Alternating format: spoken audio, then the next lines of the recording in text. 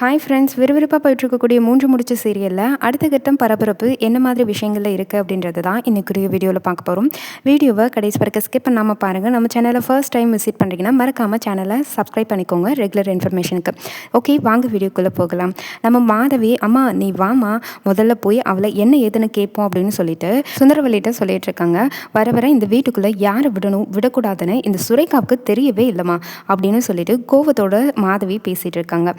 மாதவி, என்கிட்ட சொல்லிட்டல, வரட்டும், எப்படி இருந்தாலும் 2 பேரும் கீழே இறங்கி வந்து தானே ஆகணும், அப்புறம் நான் பார்த்துக்கிறேன், நீ பேசாமல் கொஞ்சம் நேரம் அமைதியாகிரு அப்படின்னு சொல்லி சுந்தரவல்லி சொல்கிறாங்க.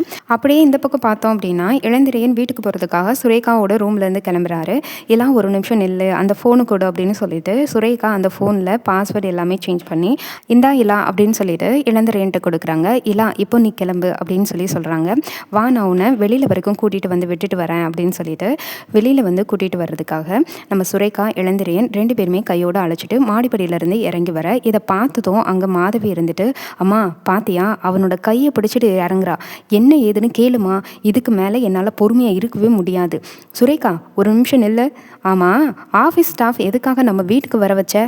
ஏன் எதுவாக இருந்தாலும் ஒரு ஃபோன் பண்ணி பேச வேண்டியது தானே, இல்லைனா நீ ஆஃபீஸ் போய் பேச வேண்டியது தானே, எதுக்காக இப்போது இவனை வீட்டுக்குள்ளே வர வச்ச அப்படின்னு சொல்லிட்டு ரொம்ப கோபத்தோட சுந்தரவல்லி கேட்க, அம்மா அது வந்து இளந்திரையன் நம்மளோட ஆஃபீஸ் ஸ்டாஃப் மட்டும் இல்லைம்மா, எனக்கு ஃபர்ஸ்ட் ஃப்ரெண்டும் கூடம்மா. உங்களுக்கு ஞாபகம் இருக்கா, சின்ன வயசில் இவன் கூட என்னோட 8th ஸ்டாண்டர்ட் படிச்சுக்கிட்டு இருந்தான். எனக்கே கொஞ்சம் நாளைக்கு முன்னாடி தான் தெரிய வந்தது என்னோடய ஃப்ரெண்ட், அதுவும் ஃபர்ஸ்ட் ஃப்ரெண்டாக இருக்கும்போது இவனுக்காக ஒரு சின்ன கிஃப்ட் கொடுத்தம்மா, அவ்வளவுதான், அதனால தான்மா நான் வீட்டுக்கு வர வச்சேன் அப்படின்னு சுரேகா சொல்லிட்டு, இல்லா நீ கிளம்பு அப்படின்னு சொல்கிறாங்க. அப்போ நம்ம மாதவி, ஏய் ஒரு நிமிஷம் இரு, ஆமாம் அது என்ன உன் கையில் கிஃப்ட்டு, இங்கே காட்டு அப்படின்னு சொல்லிட்டு அங்கே உட்காந்துருந்த மாதவி அவங்ககிட்ட இருந்த அந்த ஃபோனை வாங்குறதுக்காக கேட்குறாங்க.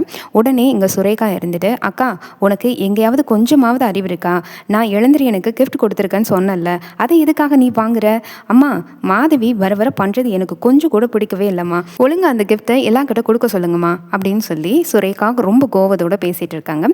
உடனே மாதவி இருந்துட்டு என்ன சொல்கிறாங்க அப்படின்னா, பார்த்தீங்களாம்மா, இந்த கிஃப்ட்டை வாங்கி பார்க்குறதுல என்னம்மா இவளுக்கு குறைச்சலாக போயிடும், இதில் ஏதோ பெருசாக வச்சுருக்காமா, எனக்கு என்னமோ அப்படிதாம்மா தோணுது, ஒரு நிமிஷம் இருங்கம்மா நான் ஓப்பன் பண்ணி பார்க்குறேன் அப்படின்னு சொல்லிட்டு அங்கே நின்றுக்கிட்டு இருந்த மாதவி அந்த கிஃப்ட்டை ஓப்பன் பண்ணி செல்ஃபோனை ஆன் பண்ணுறாங்க.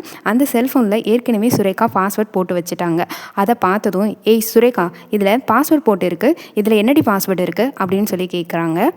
சொல்லு சுரேகா அப்படின்னு சொல்லி மாதவி கேட்குறாங்க. என்னால் சொல்ல முடியாது, நான் இலாவுக்காக கிஃப்ட் கொடுத்துருக்கேன், அதை ஓப்பன் பண்ணி பார்க்குறதே பெரிய தப்பு, இதில் பாஸ்வேர்டு வேறு போட சொல்லி கேட்டுட்ருக்க, அதெல்லாம் முடியாது, அந்த செல்ஃபோனை ஒழுங்க கொடு அப்படின்னு சொல்லிட்டு மாதவி கிட்ட சண்டை போட்டுட்டு இருக்காங்க சுரேகா.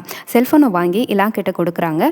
இதை பார்த்துட்டு பொறுத்துக்க முடியாத சுந்தரவல்லி அங்கே நின்றுக்கிட்டே இருந்த இளந்திரையனை பார்த்து, இங்கே பாரு, ஆஃபீஸ் ஸ்டாஃப்னா ஆஃபீஸோடு வச்சுக்கணும், ஏதோ சுரேகா மேடம் கூப்பிட்டாங்கன்னு சொல்லி மறுபடியும் இந்த வீட்டுக்குள்ளே நீ வந்த, அவ்வளவுதான் உனக்கு மரியாதை அப்படின்னு சொல்லி சுந்தரவல்லி ரொம்ப பயங்கரமாக திட்டிகிட்டு இருக்காங்க.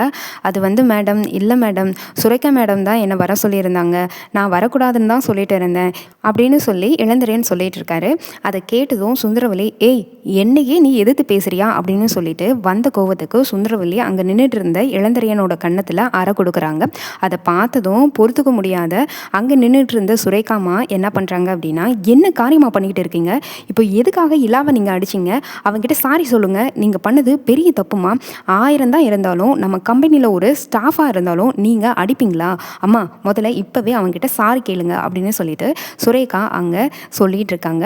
அப்போ ஏய் என்னடி, ஒரு ஆஃபீஸ் ஆஃப்கிட்ட போய் என்ன போய் மன்னிப்பு கேட்க சொல்லிட்டு இருக்க, அதெல்லாம் முடியாது, அம்மா நீங்கள் இப்போ மன்னிப்பு கேட்கணும், என்ன இன்னைக்கு பொண்ணு பார்க்க வராங்கன்னு சொல்லியிருந்தீங்கல்ல, அவங்க முன்னாடி நான் வந்து நிற்கணும்னா இப்போவே நீங்கள் செஞ்ச தப்புக்கு எல்லாக்கிட்ட சாரி சொல்லி தான் ஆகணும் அப்படின்னு சொல்லிட்டு பிடிவாதமாக சுரேகா சொல்லிட்டு இருக்காங்க. வழி இல்லாமல் அங்கே சுந்தரவல்லி சாரிங்கிற வார்த்தையும் சொல்லிட்டு கோபத்தோட ரூமுக்குள்ளே போயிடுறாங்க. இதை பார்த்ததும் அங்கே இருந்த இளந்திரையும் சுரேகாவை வெளியே கூட்டிகிட்டு வர, வெளியே வந்து இளந்திரையன் கிட்ட, இல்லா நீ எதுக்கும் கவலைப்படாத, என் அம்மாவை பற்றி தான் உனக்கு தெரியணும்ல, அவங்க அப்படி தான், யார் என்னன்னு யோசிக்க மாட்டாங்க, பட்டுன்னு அடிச்சிருவாங்க, இல்லைனா கோபமாக பேசுவாங்க, சரி அதெல்லாம் விடு, உனக்கு இதில் ஒரு நல்ல கிஃப்ட் கொடுத்துருக்கேன், முக்கியமாக இந்த ஃபோனை ஆன் பண்ணி பாருங்களா, அது மட்டும் இல்லை இதில் பாஸ்வேர்டும் கொடுத்துருக்கேன், எங்கள் அம்மா உங்ககிட்ட கோவப்பட்டு பேசினாங்க அப்படின்னு அந்த கோவத்தை என் மேலே எதுவும் காமிக்க மாட்டேன்ல, இதில் இருக்கிற வீடியோவை நீ கண்டிப்பாக பார்த்துட்டு எனக்கு ஈவினிங்கே கால் பண்ணுவேன் அப்படின்னு நான் நினைக்கிறேன், புரிஞ்சதில்ல இல்லை அப்படின்னு சொல்லிட்டு வழி அனுப்பி வைக்கிறாங்க இளந்திரையனை. அப்படி வழி அனுப்பி வச்சுட்டு இன்னொரு பக்கம் வீட்டுக்கு வந்து சுரேகாவை அங்கே நின்றுட்டு இருந்த மாதங்கியும் அண்ட் மாதவியும் பார்த்துட்டு இங்கே மாதங்கியோ அங்கே மாதவி கிட்ட, மேடம் எனக்கு இன்னமும் இந்த இளந்திரையன் கிட்ட அளவுக்கு மீறி தான் உங்கள் தங்கச்சி சுரேகா பழகுறாங்கனோ அப்படின்னு சொல்லிட்டு எனக்கு உள் மனசாட்சி சொல்லிக்கிட்டே இருக்கு அப்படின்னு சொல்லி மாதங்கி சொல்லிட்டு இருக்காங்க. எனக்கும் அப்படி தான் தோணுது மாதங்கி. அவன் மேலே இவ ரொம்ப தான் கொஞ்சம் கொஞ்சம் கொலாவி பேசிகிட்டு இருக்கா. அதை பார்க்குறப்ப எனக்கும் சந்தேகம் தான் வருது. என்ன தான் இவ பேசுகிற பேச்சை அம்மா நம்பினாலும் கண்டிப்பாக நான் நம்ப போகிறதில்ல. எதுக்கும் இவ மேலே ஒரு கண்ணு நான் வச்சுக்கிறேன் அப்படின்னு சொல்லி மாதங்கியும் மாதவியும் 2 பேரும் ஒரு பிளான் போட்டுட்டு இருக்காங்க. அப்படியே இந்த பக்கம் பார்த்தோம் அப்படின்னா மாப்பிள்ளை வீட்டிலேருந்து எல்லாரும் வர ஆரம்பிக்கிறாங்க. அங்கே டைகர் சக்கரவர்த்தி, திலீப் சக்கரவர்த்தி, அவங்களோட அம்மா எல்லாருமே வீட்டுக்குள்ளே வர்றாங்க. கொஞ்ச நேரத்துலேயே சுரேகா அங்கே ரூமுக்குள்ளே வந்து இன்னொரு பக்கம் பேசிக்கிட்டு இருக்காங்க. ஹலோ இலா, என்னோட கிஃப்ட்டை வந்து நீ பார்த்தியா அப்படின்னு சொல்லிட்டு ஃபோன் பேசிகிட்டு இருக்காங்க. உடனே அங்கே இழந்துறேன், என்ன சுரேகா இது, எனக்கு ஒன்று பிடிச்சிருக்கா, என்னை லவ் பண்ணுறியா அப்படின்னு சொல்லிட்டு நீ வீடியோவை எடுத்து வச்சுருக்க, அதெல்லாம் ஒன்றும் வேண்டாம். ஏற்கனவே உங்கள் அம்மா என் மேலே டென்ஷனாக இருக்காங்க. இதில் நீங்களும் நானும் லவ் பண்ணோம் அப்படின்னா கல்யாணம் பண்ணிக்கிட்டா ஒரு பெரிய பிரச்சனையே ஆகிடும். உங்கள் வீட்டில் இதுக்கு சம்மதமே சொல்ல மாட்டாங்க அப்படின்னு இளந்தெரியும் ஃபோனில் பேச, இன்னொரு பக்கம் இங்கே சுரேகா வந்து, இங்கே பாருங்கள், என் வீட்டை பற்றி எனக்கு தெரியும். கண்டிப்பாக அவங்க ஒத்துக்கலைனாலும் என் அண்ணன் சூர்யாவும் என் அண்ணி நந்தினியும் கண்டிப்பாக நம்ம 2 பேரோட காதலை சேர்த்து வைப்பாங்க. எனக்கு நம்பிக்கை இருக்குது. உனக்கு என்ன பிடிச்சிருக்கல அப்படின்னு சொல்லி சுரேகா 2 ஹெட்செட்டை காதில் மாட்டிக்கிட்டு அவங்க இளந்திரன்கிட்ட ஃபோனில் பேசிகிட்டு இருக்காங்க. அதே நேரம் சுந்தரவல்லியும் மாதவியும் சுரேகாவோட ரூமுக்குள்ளே வர, ஏய் சுரேகா, என்னடி அலங்காரம் எல்லாம் பண்ணிகிட்டே இருக்கிற, அலங்காரம் பண்ணிட்டியா, சீக்கிரமா வா, மாப்பிள்ளை வீட்டில் எல்லாரும் வெயிட் பண்ணிட்டு இருக்காங்க அப்படின்னு சொல்லிட்டு சுந்தரவல்லி கூப்பிட, இங்கே காதில் ஹெட்செட் மாட்டிக்கிட்டு அவங்க இளந்திரையன்கிட்ட சிரித்து சிரித்து பேசிக்கிட்டு இருக்காங்க. இது தெரியாமல் சுந்தரவல்லி அவங்க கிட்ட சொல்லிட்டோம் அப்படின்னு சொல்லிட்டு மாடிப்படியிலேருந்து கீழே இறங்கி மாப்பிள்ளை வீட்டில் இருக்கிறவங்க எல்லாரும் முன்னாடி போய் நிற்கிறாங்க. அப்போ சுரேகா மேலேருந்து கீழே வராங்க.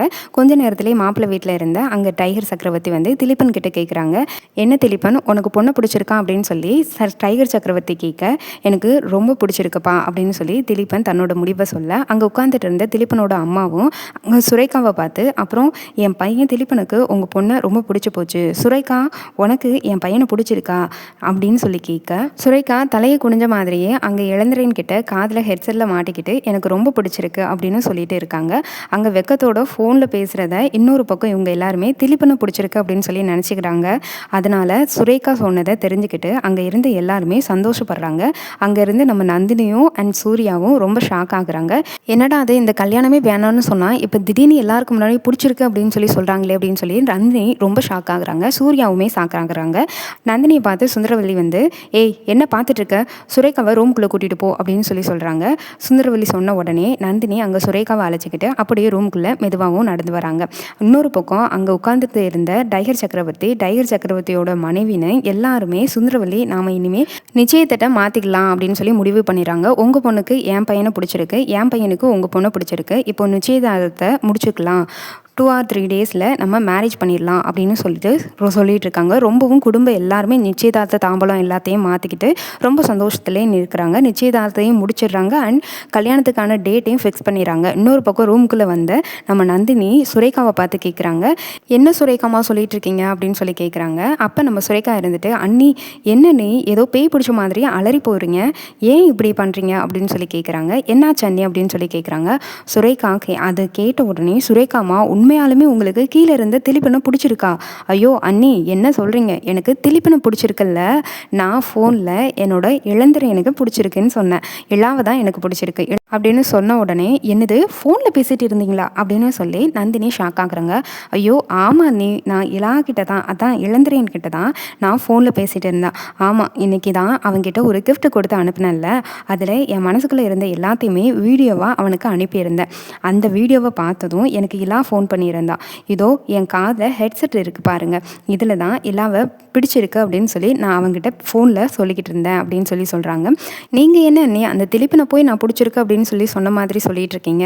இல்லவே இல்லை, எனக்கு அந்த திலீபனை பிடிக்கவே இல்லை, எனக்கு பிடிச்சது எல்லாமே இளந்திரையனை தான் அப்படின்னு சொல்லி தன்னோட மனசில் இருந்த எல்லாத்தையுமே ஒன்று விடாமல் நந்தினி கிட்ட சொல்லிட்டு இருக்காங்க.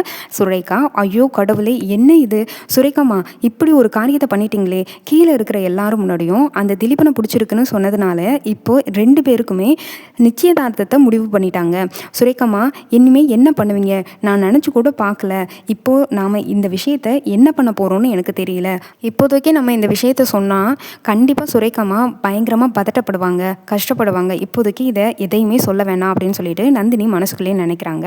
நந்தினி இங்கே மனசுக்குள்ளேயே நினச்சிட்டு இருக்கிறப்பயே இன்னொரு பக்கம் இங்கே மாதங்கியும் அங்கே நடந்த நிச்சயதார்த்தத்தை பார்த்து ரொம்ப கோவத்தோட ரூமுக்கு வந்து அங்கே ரஞ்சித்துக்கு ஃபோன் பண்ணி, என்ன ரஞ்சித் முட்டாள் மாதிரி இப்படி ஜெயிலுக்குள்ளே இருந்துக்கிட்டு இருந்தா என்ன அர்த்தம்? இங்கே அந்த சுரேகாவுக்கும் அந்த திலீபன் சக்கரவர்த்திக்கும் நிச்சயதார்த்தத்தை முடிவு பண்ணிட்டாங்க. மாதங்கி நீ எதுக்கும் கவலைப்படாத, இன்னும் 2 நாளில் நான் பெயிலில் வந்துடுவேன். எனக்கும் அந்த சுரேகாவுக்கும் தான் கல்யாணம் நடக்க போகுது. அதுக்கான பிளான் எல்லாமே நல்லபடி பண்ணி நல்லா சக்ஸஸாக போயிட்டுருக்கு. நான் பார்த்துக்கிறேன், நீ விடு அப்படின்னு சொல்லி சொல்கிறாங்க.